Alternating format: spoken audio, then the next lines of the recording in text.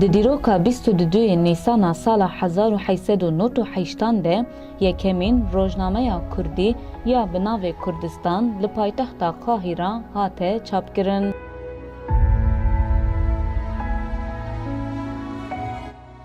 Ji wê demê heta roja îro li Kurdistanê bi hezaran dezgehên çapemeniyê hem nivîskî hem jî dîtbarî hatin vekirin.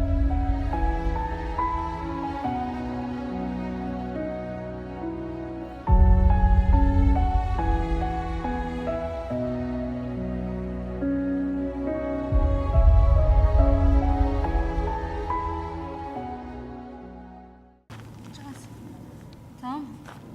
Çok az.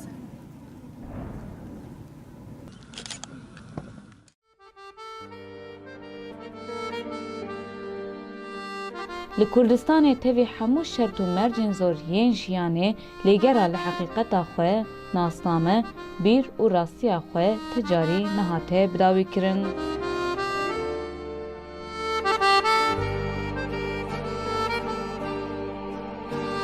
Di ronahiya vê lêgerîna mezin de çanda çapemeniya azad bi berdêlên giranbiha hate avakirin.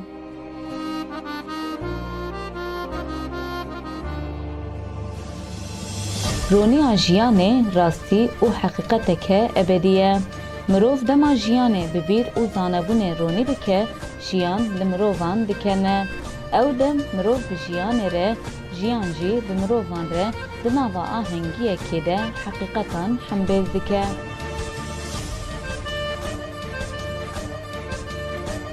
Mirovên ku xwedoxira ronîkirina jiyana gelê xwe de xwe feda kirine, her tim bûne xwedî rastiyên binirx. Kesên xwedî xeyal, fikir û hesên mezin bin, her tim di jiyanê de mezin dijîn.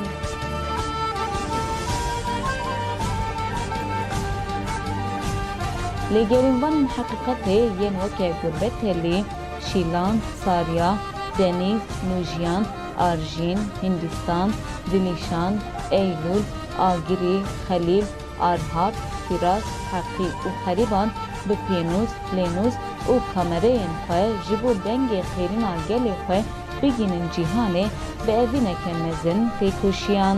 Li hemberî dijminê mirovahiyê çeteyên Daişê jî ji bo rastiya şervanên bivîn, cesaret û bawerî bênivîsandin di meydana şer de bi dehan rojnamavan û nûçegihan di çeperên herî pêş de li gel şervanan bûn û weke şerkerekî rastiyan de têkoşîn meşandin û gihan şehadetê.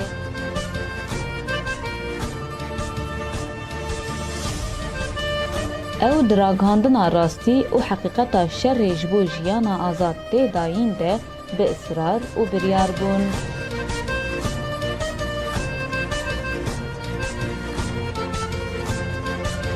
Vê jarê jî şoptarên Deniz û Nûjiyanan bûn Eylûl, Şîlan, Agirî, Arîn û Rohenda. Ew bi dilekî tije hezkirina welat li maseya şopandina rastiyan rûniştin ta ku bibin resmek ji resmên bihara welatê rojê.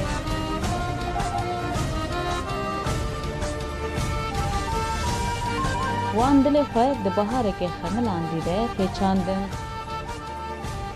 Wan evîna yepejeyî di kêliyên şerê germ de nas kirin, tam kirin, lewma mirin ji wan re nexembû.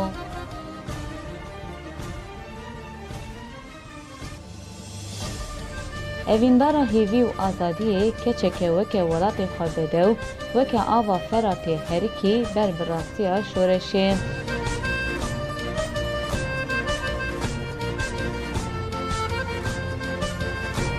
Wê xweşikbûna xwe bi efrîna rengîn re kire yekpare. Ew di bihareke zû de kete rêwîtiya veqetînê ta ku xwe bigîne koma spêrkan.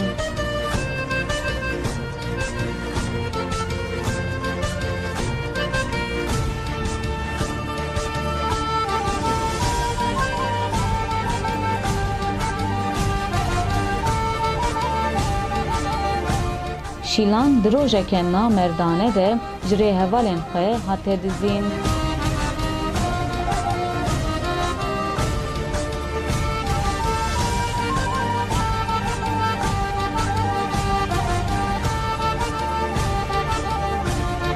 geri hevalên xwe re di şeveke bêsitêt de ketibûn xewa xewn û xeyalan.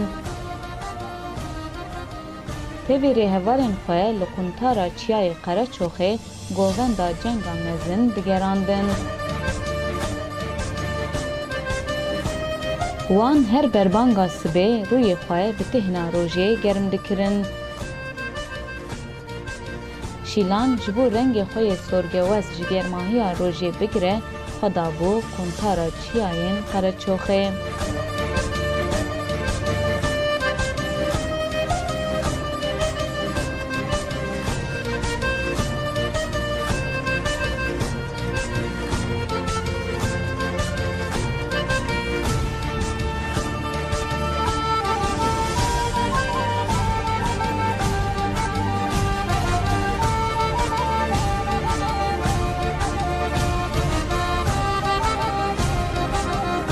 Arîn di her kêliya jiyanê de dilê xwe li ser destê şervanên yepejê digerand.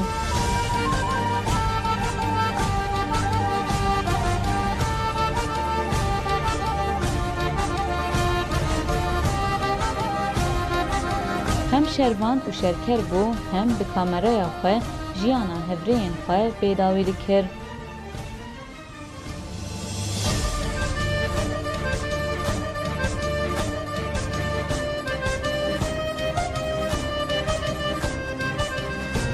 Di her kêliyê de li kêleka şervanan bû da ku her kêliya jiyana wan nemir bike.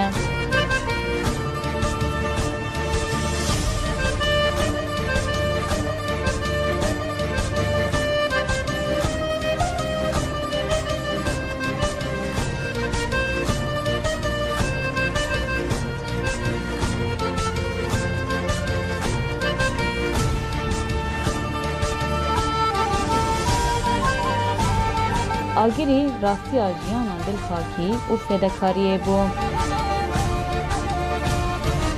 Bi hestên şoreşê re mezin bû. Ji bo ku bibe yek ji şervaneke bedew, zana û girêdayê gelê xwe tevlî meşa azadiyê bû.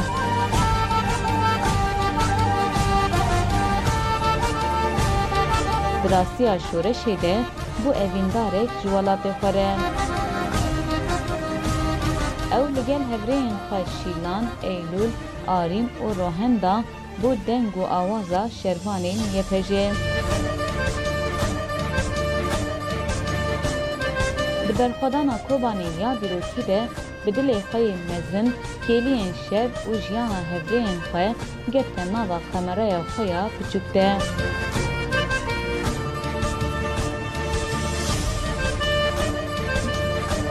Ji wê yê ku her em li dîmenên dîrokî yên Kobanî temaşe dikin, li piştperdaya wê kemê bi coş yên û çêgehana me ya ciwan agirî xwe berdide nava guhê me.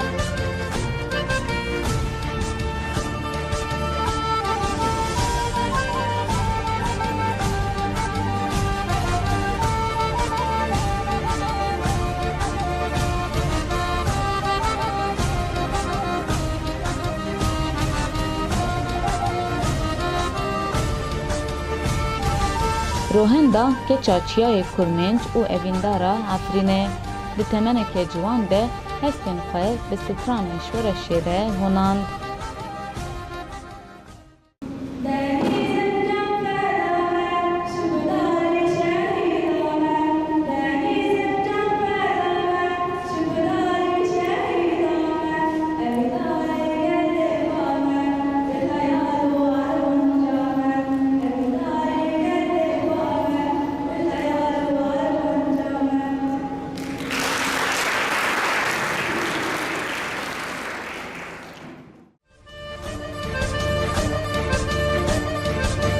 Di berxwedana serdemê de jiyaneke bi berxwedan û tama evînî diyarê gelê xwe kir.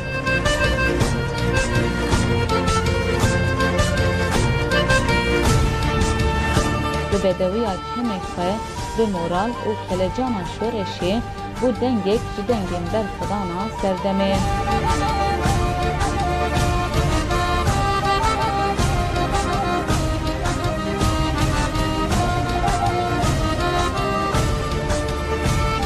Li ser şopa van hevreyên me yên ku biket û fedekariyeke mezin timî di eniyên herî pêştecih girtin wê lêgerîna li rastiyan her tim mirovahiyê ronî bike, jiyanê biwate bike ta ku sibe rojên azad werin avakirin.